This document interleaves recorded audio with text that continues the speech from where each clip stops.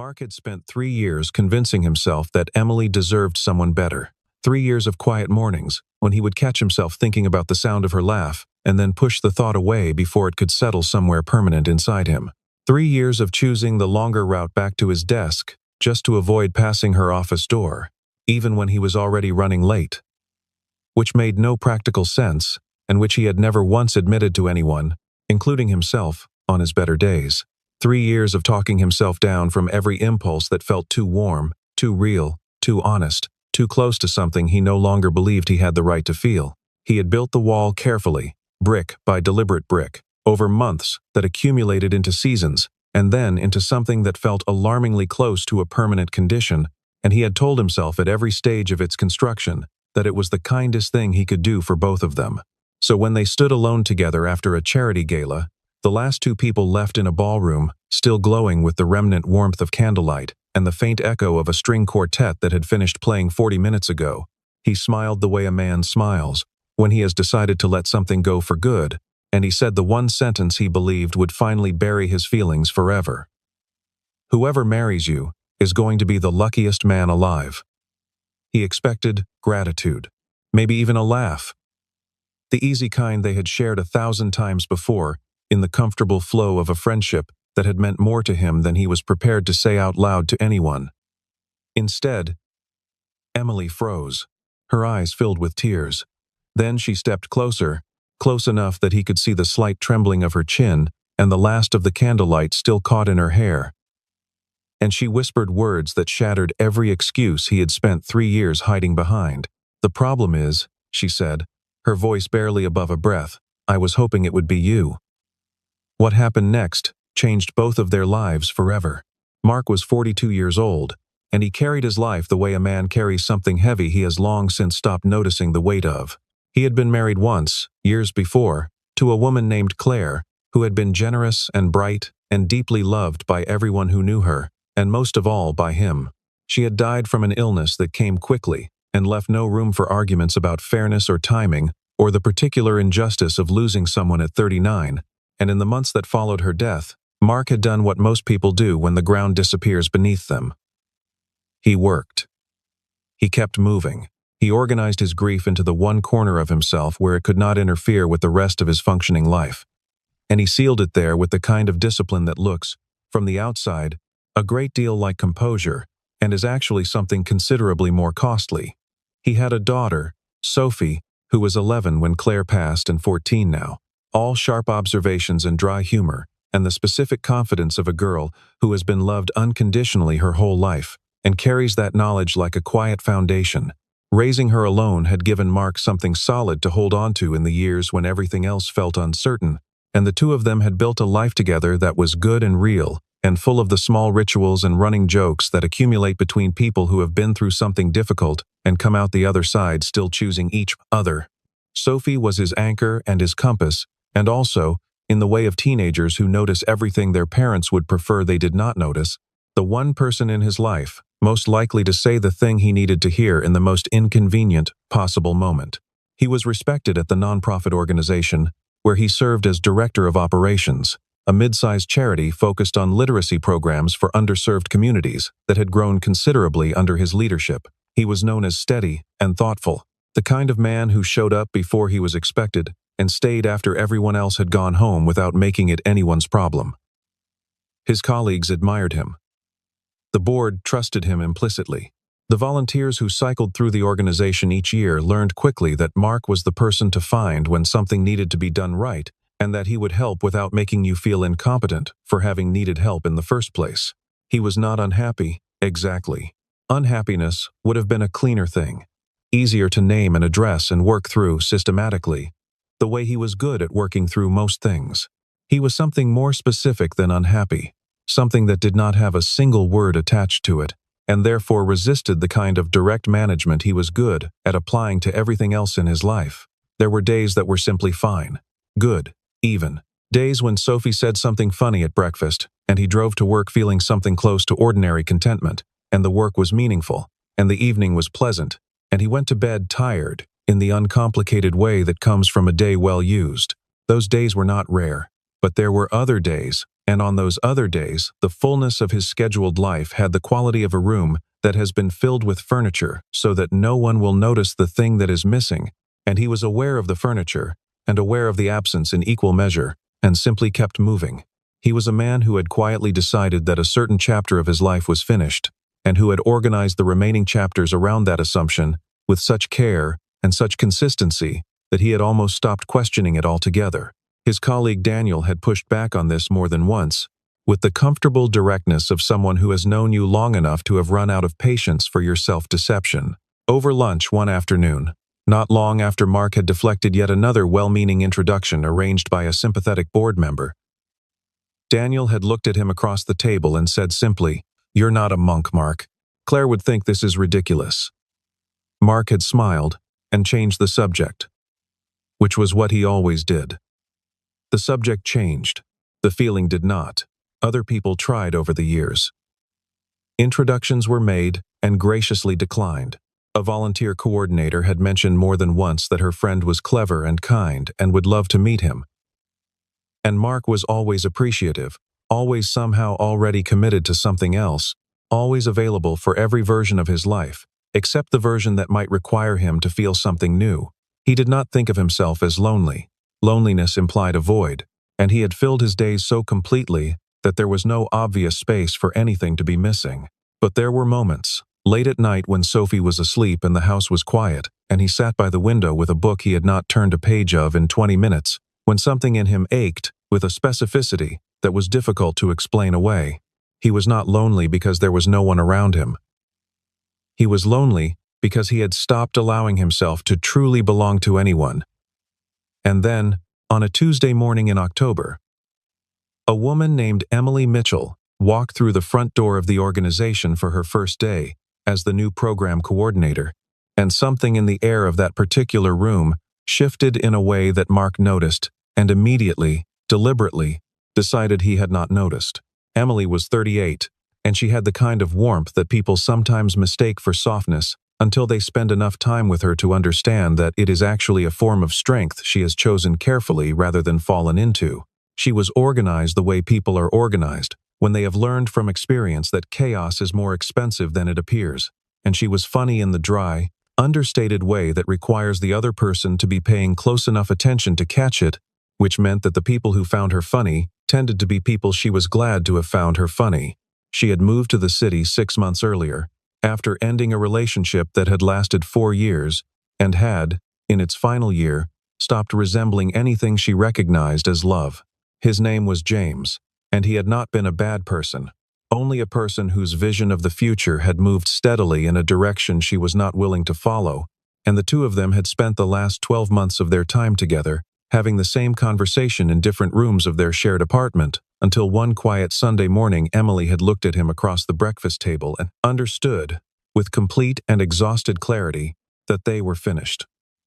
There had been no dramatic scene, no cruelty, just the slow and honest unwinding of two people who had cared about each other and had finally run out of the particular kind of hope that keeps two people choosing to stay. When it was over, she had packed her things carefully, driven to a new city where she had a small network of friends and a job offer she genuinely wanted, and told herself she was fine, which was mostly true on most days and less true on the others. She was not bitter. Bitterness would have required her to believe she had been wronged. And she did not feel wronged. She felt something closer to quietly unmoored, the way a person feels when they have been navigating by a particular star for a long time and have only recently realized the star was not quite where they thought it was. She had built something genuinely good in her new city. Good friendships, work she believed in, a small apartment with tall windows that let in the afternoon light in a way that made it feel considerably more spacious than it was, and a fire escape she had claimed as a reading perch on warm evenings. What she had not done, without quite meaning to, was allow herself to believe that someone might still love her in the particular way she had always wanted to be loved. Not dramatically, not in the way that burns bright and leaves scorch marks behind it, just the way a fire in a fireplace burns, warm and consistent and reliable enough that you stop being afraid the room will go cold while you are sleeping. She and Mark began working together almost immediately after she arrived. And within the first week, She had noticed the quality of his attention, the way he listened to what she was actually saying rather than waiting for her to stop so he could respond. By the end of the second week, she had stopped thinking of him as someone new. By the end of the first month, she had stopped pretending, at least to herself in the honest hours before sleep, that what she felt was merely collegial. There was something in the way he was present that made her feel genuinely received rather than processed. And she had not felt that in a long time. And she recognized it with a gratitude that was also, quietly, the beginning of something more complicated. She noticed the way he remembered small details she mentioned in passing, the name of the book she had said she was reading, the fact that she found loud music in the office distracting, the particular lunch order she had placed only once, and that he brought to her without being asked when she had a day that ran too long to leave her desk. She noticed these things, and she noticed herself noticing them, which was a different and more significant thing, and she filed both observations away without yet deciding what to do with them. What no one plans for, when they decide to keep things professional, is the way that proximity accumulates into something that resists that categorization entirely. It starts with coffee, one morning, then another, then it becomes a small ritual of the workday that neither of them proposed and neither of them questions, because questioning it would require acknowledging it, and neither of them is ready for that conversation. She takes hers black with a single spoon of sugar, and somehow he remembers this without deciding to. The way you remember small, true things about people who have started to matter to you in ways you are not yet prepared to examine. They begin arriving at similar times without coordinating it. Pulling into the parking lot within minutes of each other on mornings, when neither was thinking about the other, or so they both told themselves with the conviction of people who need that story to hold. The phone calls that were supposed to be about grant deadlines and program logistics begin ending later than intended, sliding past the professional agenda into conversations about books and childhood, and opinions about things that have nothing to do with the organization's mission, and by the time they say goodnight, there is always a small pause before the line goes quiet. A pause that neither of them mentions, and both of them hold on to. They have a private vocabulary now, the kind that develops between two people who have spent enough time together that certain references have become shortcuts to entire shared histories. This kind of vocabulary is one of the quieter forms of intimacy, not dramatic, not announced, but deeply specific, the kind that makes a person feel known in the particular way, that being known by someone whose intelligence you respect is one of the best feelings available to a human being. Emily had not expected this. She had expected, when she moved to a new city and started a new job, to build a professional life competently and to let the personal dimensions fill in gradually over time. She had not expected to find, within the first several months, someone who made her feel this comfortable this quickly, and the speed of it was something she thought about occasionally, the way you think about a thing that is good and slightly surprising. She was careful not to mistake comfort for something more. She was careful to keep the appropriate mental boundaries in place. She was, in this as in most things, thoughtful and self-aware.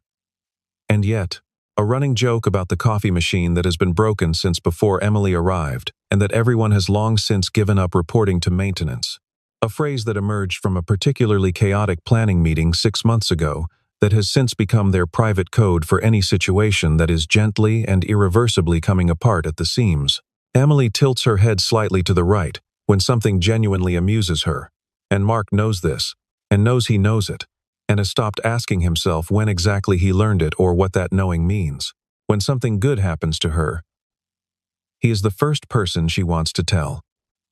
When something goes wrong, his is the voice she reaches for, not because he always has the right answer, but because talking to him makes the problem feel more manageable than it did in the moment before she called. For Mark, the same is true, and the weight of that symmetry presses against the decision he has already made about his own life, in ways he is not yet ready to look at directly. The people around them have long since stopped bothering with subtlety. Daniel has made his position abundantly clear on multiple occasions, and considers the whole situation a personal affront to his patients. Patricia, the volunteer coordinator who has worked at the organization for 11 years and prides herself on reading the emotional temperature of a room with considerable accuracy, has told 3 different people that it is only a matter of time. Even Sophie, who is 14 and theoretically absorbed in her own social world, had met Emily briefly at an organization fundraiser and said on the quiet drive home, with the casually devastating insight that teenagers deploy without mercy. "She seems really nice, Dad."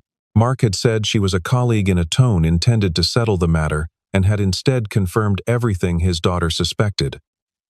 He told himself that Emily saw him only as a friend. He constructed evidence for this interpretation and held it carefully. The situation became considerably more complicated on a Thursday afternoon in March, when Emily mentioned, in the studied casual way that is almost never actually casual, that a man named David Hartley had asked her to dinner. David worked in finance, had been introduced through mutual friends, and was by every available account a reasonable option.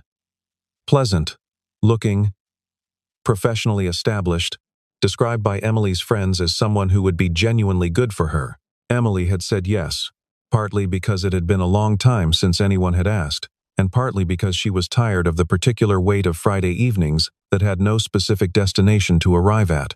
She said this to Mark while they were working through quarterly reports, her tone light and conversational, her attention apparently on the spreadsheet in front of her, and the pause that followed his response, just a beat too long, just slightly off the rhythm of their usual exchanges, was something she registered with precision and said absolutely nothing about.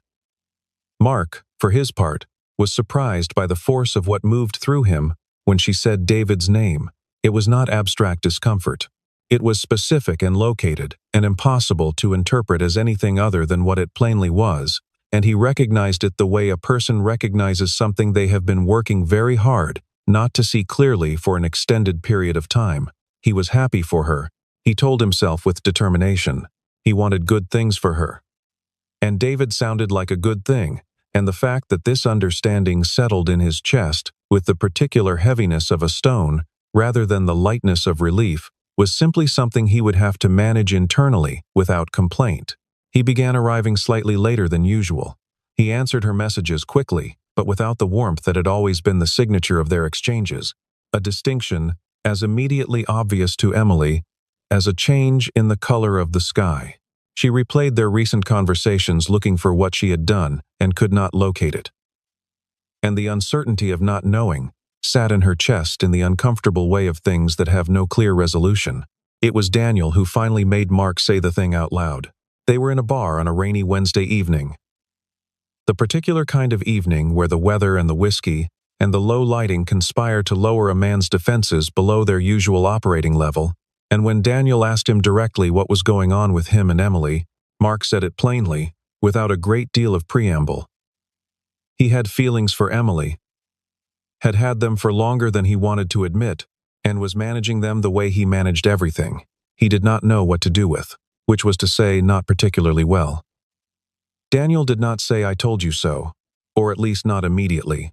What he said first, after a pause that had the quality of a man choosing his words with the care of someone who has been thinking about this conversation for a while, was the thing Mark had not prepared a response for. "You've already made the decision for her," Daniel said. "You've decided what she deserves and what she's capable of wanting. And you've done it without once asking her. You call it generosity. It isn't." Mark said he was being realistic about what he could offer. He said Emily was 38 and deserved a story that began cleanly. Someone uncomplicated. Someone who had not already used up his great love on someone else and was now operating on whatever remained after that.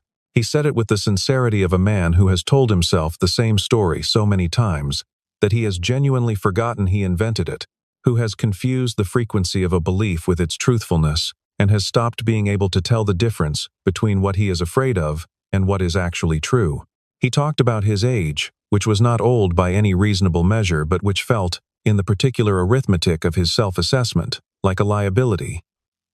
He talked about Sophie, and about the weight of being someone's only parent, and about the fact that Emily was entitled to a relationship that did not come packaged with the pre-existing obligations and particular textures of grief that came with his. He said all of this with the fluency of a man who has prepared and rehearsed these arguments for an audience of one, and Daniel listened to the whole thing with the patient expression of someone who has heard a very long and well-constructed argument and has identified the single thing wrong with it. Daniel looked at him for a long moment, with the flat patience of a man who has spent 15 years watching his closest friend use intelligence in the service of avoidance, and said, "You're not protecting her. You're protecting yourself from the possibility that she might actually want you, and you might have to do something with that." Mark drove home in silence and sat in his driveway for a long time before going inside. 3 days later, at a donor recognition event, he found Emily standing at the far edge of the room away from the music and the conversation, and she was crying in the quiet way a person cries when they are simply too exhausted to maintain the alternative. He crossed the room without deciding to. She made the small automatic gesture of composing herself when she heard his footsteps, and then seemed to decide she did not have the energy for it and simply looked at him. She said she was tired, not from work, not from the event. Just tired in the bone-deep way that comes from carrying something for too long without any sign that you will ever be able to put it down. She said there was someone she cared about, someone who was always present and always kind and always seemed to understand her better than most people did, who had never once looked at her as though she was someone he might choose. Mark kept his eyes on the middle distance and felt each word like a specific and targeted pressure. He understood, dimly and with a creeping certainty, that she was talking about him, but understanding it dimly was not the same as doing something with it, and the distance between those two things was still very large. And he stood in the crowded room beside her and said nothing. And they were as alone as two people can be. The rumor about Emily and David reached Mark on a Monday morning, and was delivered by Daniel with the careful tone of someone who is not certain how the information is going to land, and is therefore proceeding gently. Someone had heard that David wanted to take things further, that Emily had not said no outright, that there were flowers involved, a detail that had been embellished in the retelling from a single, modest bouquet into something considerably more elaborate and serious. Mark heard this and spent the rest of the afternoon in his office, performing a thorough impression of a man absorbed in spreadsheets. He did not eat dinner that night. He stood at the kitchen window after Sophie was in bed and looked at the lights of the neighborhood and thought, with an unusual and uncomfortable directness, about what he was actually so afraid of. Not love itself, he realized. Standing there in the dark quiet of his kitchen, he had loved before. He knew how. What he was afraid of was the specific devastation of loving again and losing again, of opening something back up that had taken so long to close and finding that the cost was the same as it had been before, that the particular kind of loss he had survived once was waiting for him on the other side of the risk. But standing at that window, he also understood something that had been pressing against his logic for months, something Daniel had been trying to deliver in various formulations, and that he had been deflecting with practiced efficiency. He was losing Emily right now. Not in some theoretical future where things might go wrong. Right now, in real time, by doing nothing, by treating inaction as though it were neutral when it was the most consequential choice available to him. Every day he said nothing was a day she spent receiving the message that she was not worth saying something for. He had been sending that message for 3 years without once considering it from the other direction, without asking himself what it meant to be on the receiving end of a silence, that careful, and a distance that consistent. He stood at the kitchen window for a long time and let himself feel the full weight of that, without organizing it into something more manageable. He let it be as heavy as it actually was, and when it had been as heavy as it was for long enough, something in him shifted from the weight of regret into something more like resolve, which is what happens when a person finally stops running from a feeling and simply stands still long enough to understand what the feeling is asking them to do. He was choosing the loss by treating it as though it were the safe option. He was letting his fear make a decision and then calling that decision caution and generosity when it was neither.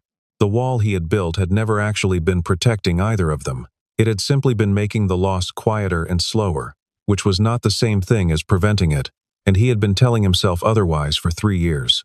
He made himself a promise, standing at the kitchen window with the neighborhood lights spread out beyond the glass, that at the gala he would say something true. He did not know precisely what. He only knew that it had to be true, and he had to be the one to say it, and the season of carefully managed distance had run its full and wasted course. The annual gala was the organization's largest event, months in the making, and several hundred people in a downtown ballroom, with the particular energy of a room where generosity and ambition and genuine goodwill are all operating simultaneously, and finding, on good evenings, something coherent between them. Mark moved through the entire evening with the smooth competence of someone who has planned enough of these events that the muscle memory handles the details while the mind is available for something else, and his mind was available that evening for exactly one thing. He watched Emily across the room. He stopped watching. He watched her again with the helpless consistency of a man who has given up the pretense of not watching. She wore something the deep blue of a winter sky just after dark, a color that seemed to absorb and then return the candlelight in a different form, and she moved through the crowd with the ease of someone who is genuinely comfortable in a room, not performing comfort but actually feeling it, pausing to listen fully to each person who stopped her. She laughed at something a donor said, and the laugh was the real one. The one that reached her eyes, and lasted a half-second longer than the performed version, the one that made the corners of her eyes crease slightly, and he knew the difference between those two laughs, and had known it for over a year, and the knowing of it said everything there was to say about the last 3 years and the nature of his so-called composure. The evening wound down the way these evenings always do. The speeches were made. The major donors were thanked. The board chair made a joke that landed moderately well. The music softened, and the waitstaff began the quiet choreography of clearing, and the guests moved toward the exits in clusters. Mark said his goodnights. He helped carry boxes. He returned to the ballroom and found it nearly empty. The lights raised from the warm amber of the event to the ordinary brightness of a space being restored to its neutral state. And Emily was there, perched on the edge of the stage with her shoes off, checking something on her phone, easy and unguarded in the way she only was when the evening's performance requirements were done, and she could simply be herself. She looked up when she heard his footsteps and smiled, and he crossed the room toward her and thought, say something real. They talked about the evening, the speeches, the food, the donor who had cornered the board chair for the better part of an hour about a project unrelated to anything the organization did. It was easy. It was always easy between them. That was the particular grace and cruelty of it simultaneously. He felt the conversation sliding toward its end, saw her glance once toward the exit in the small inventory of a person deciding whether the night is over, and he panicked in the quiet internal way of a man who has run out of prepared remarks and is standing at the edge of the honest thing. He smiled. He looked at her with all the feeling he had spent 3 years containing, and let just enough of it into his voice to make the words sound like a tribute rather than a confession. He said, "Whoever marries you is going to be the luckiest man alive." The room contracted around the silence that followed. The silence lasted long enough to carry its own meaning. Emily's face moved through something that was too complicated to name in a single word, something that began with hearing the words clearly and moved through understanding them, and arrived somewhere that was equal parts exhaustion and grief, and the particular expression of a person who has been patient for a very long time and is standing now at the end of their patience. One tear traced a slow line down her cheek. Then, another. She did not look away from him. "Is that it?" she said. Her voice was controlled in the way voices are controlled when the person using them is spending their last reserves of composure on something they have decided has to be said regardless of the cost. "Is that all you wanted to say to me?" Mark had nothing ready. He had prepared for a graceful ending to the feeling. He had not prepared for this. Emily held his gaze for a long moment, and then she said everything she had been carrying for a year and a half, said it plainly and without performance, the way a person speaks when they have made the decision that honesty is less expensive than its alternative. She said she had waited. She said she had given him more time than she had perhaps been wise to give, had opened doors she was not sure he could see, had talked herself out of saying this exact thing on so many evenings, that she had genuinely lost count of the versions she had rehearsed, and then quietly swallowed back down into the ordinary surface of their friendship. She said that for a long time she had believed that patience was its own kind of signal, that if she simply continued being present and genuine, he would eventually see what was already there. And then she said, in the quiet and direct way that the most important things tend to be said when there is nothing left to lose by saying them, "I was hoping it would be you." The words went into Mark the way light enters a room that has been sealed. He stood in the empty ballroom and felt something that had been rigid in him for 3 years simply release its hold. He thought about Claire. the way he always did when anything pushed him toward the edge of himself. He thought about the story he had been telling about his own worthiness, about what chapter of his life was still available to him, and which ones were finished, and why he had been so certain he already knew the answer to that question. He thought about Daniel saying, "You're not protecting her." He thought about the kitchen window, and the promise he had made himself, and the fact that he was standing at exactly the threshold of that promise with Emily, looking at him and waiting. He said her name once. The way a person says a word they have been careful not to say too freely. And then he told her the truth. He said he had felt this for longer than he had let himself acknowledge. He said he had written every story a frightened man writes, when he needs to believe that the cowardly choice and the responsible choice are the same thing, and he addressed those stories in the language of generosity and selflessness when they were, at the root, simply fear. He said he was sorry for the time he had wasted, and meant it in the specific way that lives in the body rather than just in words, the kind of sorry that does not ask for immediate absolution, but simply places the truth down on the table between two people and lets it sit there and be seen. He said he had mistaken his fear for wisdom for a very long time. He said the story he had told about her deserving something uncomplicated had been built entirely from the materials of his own fear and had nothing to do with what she had actually told him she wanted, which was something he had never once asked her about. He said that for 3 years he had been making her invisible in the name of sparing her, and that was not a kindness. And he had known for a long time that it was not a kindness, and had called it one anyway, because calling it something else would have required him to act differently. He said all of this in the quiet, undefended way of a man who has decided that the cost of honesty is lower than the cost of another day behind the wall, and he held nothing back, and she listened to every word. Emily listened without moving. She did not immediately tell him it was all right, because she was too honest for that, and because it was not entirely all right, and she knew he knew the difference, but she did not look away. There is a question that only time can answer, and they both knew it, and let it sit between them without trying to resolve it faster than it could honestly be resolved. The words had been said, the feeling had been named, but naming something and trusting it are not the same thing, and the distance between them is exactly where previous versions of this story had quietly come apart. And Emily had learned that distance personally. She told him, standing in that cleared and quiet ballroom, with the cleanup crew, moving around the edges of the room, that she was not interested in being the recipient of someone's decision to be brave if the bravery did not hold past the moment that required it. That she had done the version of love where she waited to find out if the other person was going to show up consistently, and she was finished with that version. He said he understood. She said she was not sure yet that he did. That understanding something and meaning it were different things, and the space between them was precisely where good intentions came undone. He said she was right about that. He said the only honest thing he could offer was that every version of the future in which he had let her walk away, and said nothing was a version he could not choose. She was quiet for a long moment.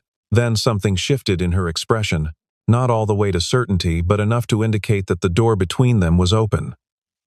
"David is just a friend," she said.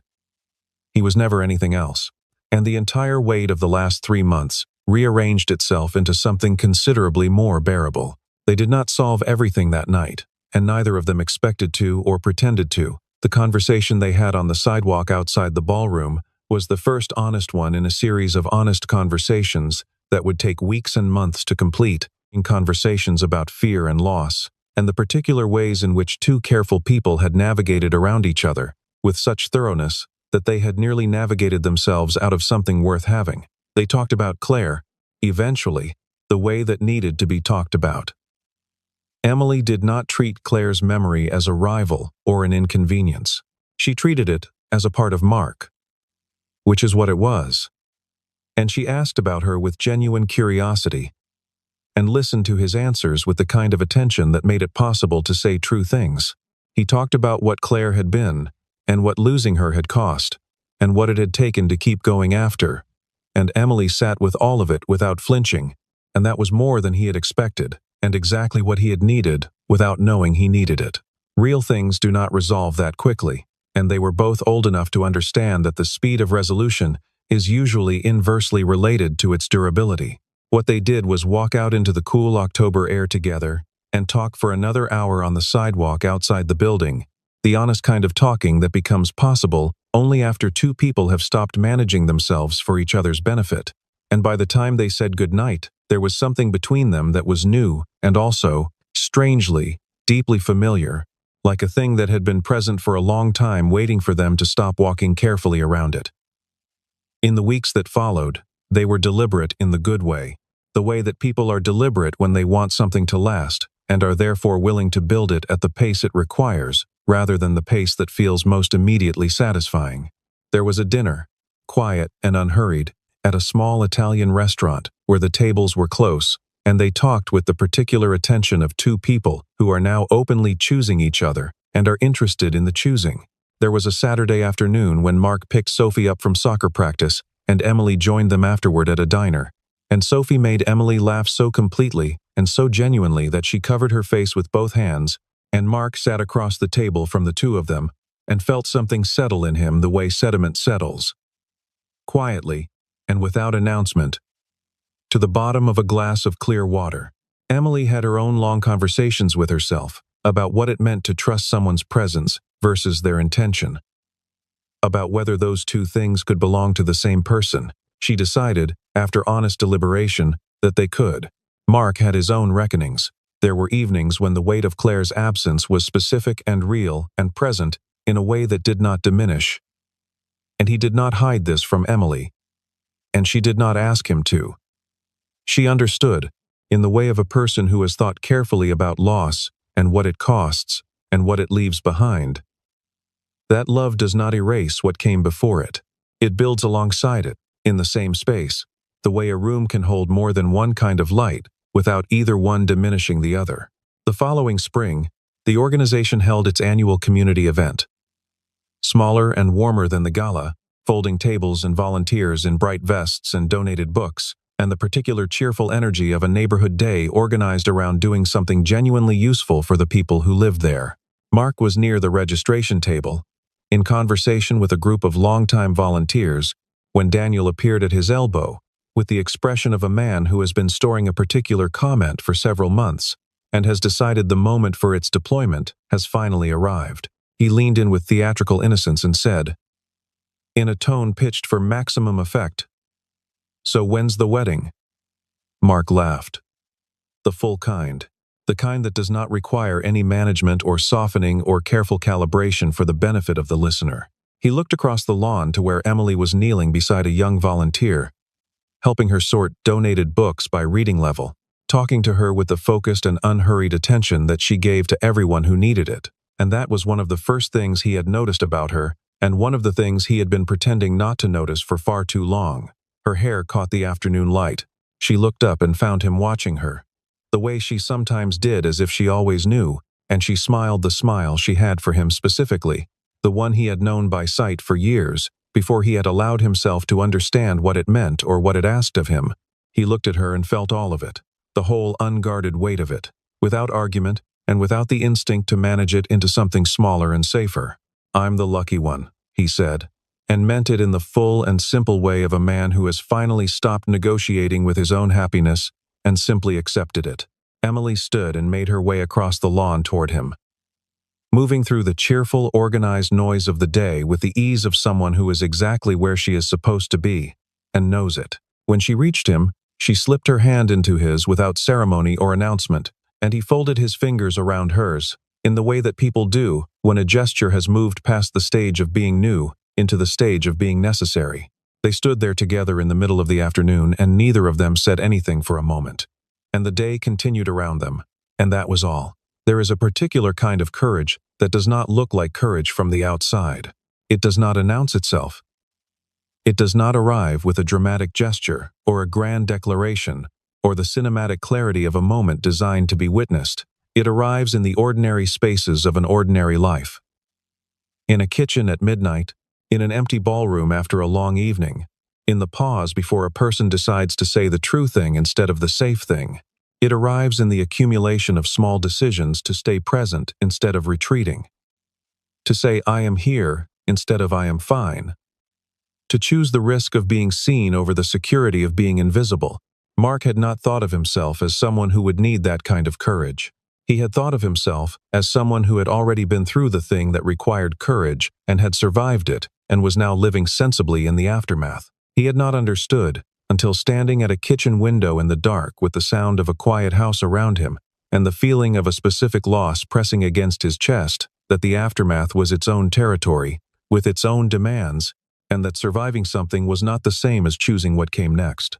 Sometimes the thing that stands between a person and their happiness is not circumstance or timing, or the absence of the right person in their life. Sometimes it is only a story.